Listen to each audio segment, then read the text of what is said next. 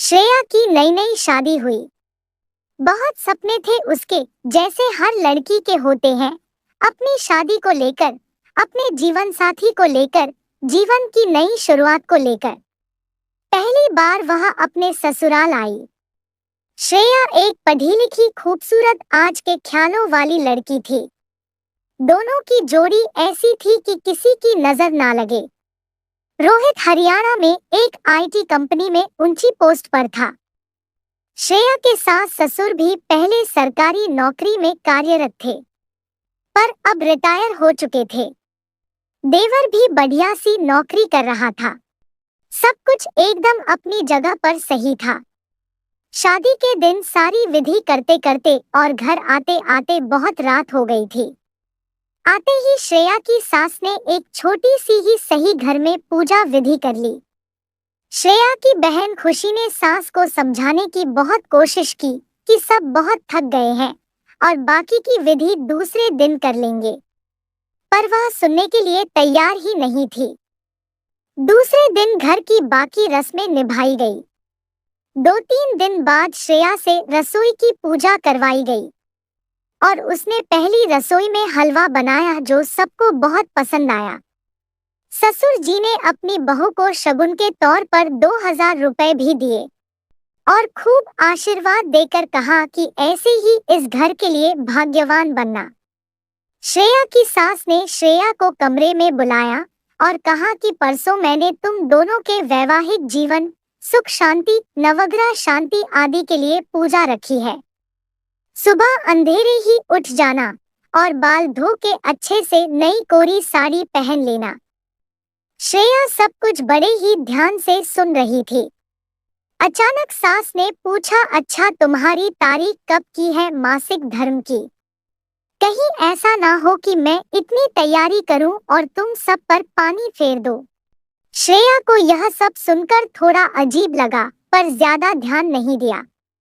वह बोली, नहीं माँ जी, अभी 5-6 दिन है तारीख को, कोई गड़बड़ नहीं होगी। हाँ, पर शादी की दौड़ भाग में कुछ कह नहीं सकती।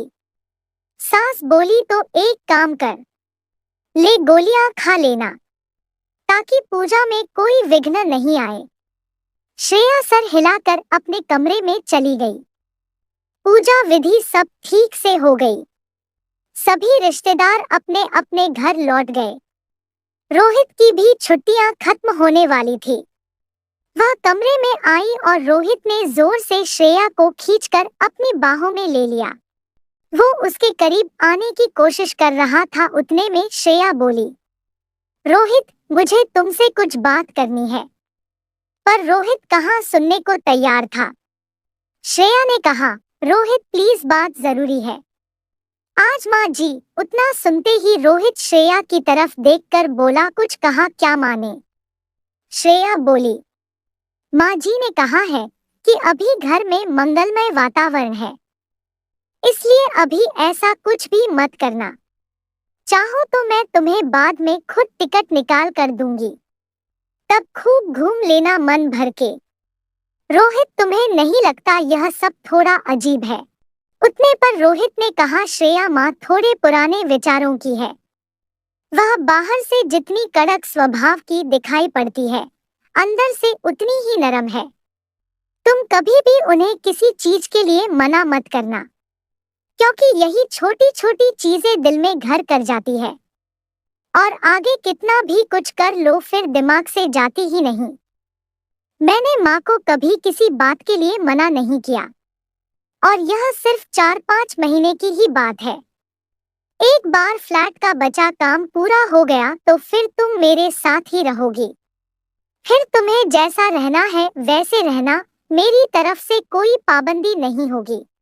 उसे रोहित की सारी बातें समझ आ गई और उसकी मम्मी ने भी यही समझाया था कि शुरुआत के कुछ दिन ससुराल वाले जैसा बोले वैसा ही करना, चाहे तुम्हारी इच्छा हो या ना हो। अगर तुम्हें सभी के दिलों में अपनी जगह बनानी है तो वह जैसा बोले वैसा ही करना। 5 दिन बाद रोहित चला गया। सब कुछ एकदम बढ़िया चल रहा था। तभी श्रेया को मासिक धर्म पीरियड आ जाते हैं। अब तो उसकी सास उससे बात करना तो दूर, उसकी तरफ देखने तक को तैयार नहीं थी। स्टोर रूम में उसे रहने के लिए कहा और वही उसका खाना पीना सब कुछ दे दिया। जैसे तैसे श्रेया ने 4-5 दिन निकाले और फिर अपनी सास से कहा कि आगे से पीरियड आने पर मम्मी के यहाँ जाना ठीक होगा। तो सासू माँ बोली कि हाँ सही भी है, घर भी अपवित्र नहीं होगा और मुझे भी बार बार छुआछूत के कारण सफाई भी नहीं करनी पड़ेगी। लोग कहते हैं यह सब भगवान को चलता नहीं। श्रेया ने कहा फिर फूल कैसे चल जाते हैं भगवान को? फूल आने के बाद ही तो एक पेड़ को फल आते हैं। वैसे ही एक स्त्री का शरीर होता है, गर्भधारण करने के लिए मासिक धर्म जरूरी है। इसके बिना तो इंसान का जन्म ही नहीं हो सकता। जाने दो, मैं क्यों इतना सोच रही हूँ। मुझे यहाँ कब रहना है? 4-5 महीने ही तो निकालने हैं, ऐसा कहकर उसने खुद को समझाया। थोड़े दिनों बाद कभी तीज त्योहार तो कभी कोई पूजा, कभी कुछ ऐसा कह कहकर श्रेया को गोलियां लेने के लिए कहा जाता और घर में लड़ाई ना हो इसलिए वह लेती रहती। उसका वजन भी बढ़ने लगा था। समझ नहीं आ रहा था ऐसा क्यों। वो खाना भी लिमिट में खाती थी, एक्सरसाइज भी समय पर करती थी। वो दिन ब दिन चिड़चिड़ी होती जा रही थी और शारीरिक और मानसिक तनाव वह अलग। पर रोहित के पास जाकर सब ठीक हो जाएगा, ऐसा सोचकर वो खुश हो जाती। कहते कहते साल भर निकल गया। अब जाकर वह रोहित के साथ रहने लगी अपने फ्लैट में। सब कुछ बढ़िया चल रहा था, एकदम वैसा ही जैसा वो चाहती थी। कभी कभी सास का फोन आ जाता कि अभी यह पूजा है और वैसी कोई बात हो तो गोलियां ले लेना। रोहित तो मना नहीं कर सकता और वह खुद को समझाती कि बस एक बार कहीं नौकरी लग जाए तो यह कहकर मना कर दूंगी कि छुट्टी नहीं मिल पाई और बार बार गोलियां भी नहीं लेनी पड़ेगी। कुछ दिनों बाद ऐसे ही छुट्टियों में दोनों घर गए। सभी रिश्तेदार, आस पड़ोस वाले भी आए हुए थे। तभी रोहित की बुआ जी बोली, बहू हमें पता है तुम दोनों नए ख्यालात के हो और शादी को तो 3 साल हो गए, कुछ सोचा है बच्चे के बारे में या अभी और समय चाहिए? भाभी तो भगवान के हाथ धोकर पीछे पड़ी रहती है, पर कोई खुशखबरी मिलेगी ऐसा लग तो नहीं रहा। फिर सभी उनकी तरफ देखकर हंसने लगे। श्रेया को यह बात तीर की तरह चुभ गई। उसने कमरे में आकर रोहित से कहना शुरू ही किया था कि रोहित बोला, तुम चिंता क्यों करती हो, अभी हमारी उम्र थोड़ी ना निकल गई। घर जाकर किसी अच्छे से डॉक्टर को दिखाकर इलाज करा लेंगे। 2 दिन बाद वह एक अच्छे गायनेकोलॉजिस्ट के पास गए। डॉक्टर ने बैठने के लिए कहा। उन्होंने डॉक्टर को सारी बातें विस्तार से बताई। इतने में डॉक्टर ने कहा कि पहले श्रेया तुम मुझे यह बताओ, क्या तुम्हें हर महीने पीरियड आने में कोई प्रॉब्लम तो नहीं होती? श्रेया ने बताया कि उसे जरूरत पड़ने पर पीरियड्स आगे होने के लिए गोलियां लेनी पड़ती है। डॉक्टर गुस्से में बोली, क्या फायदा तुम्हारा पढ़ा लिखा होने का?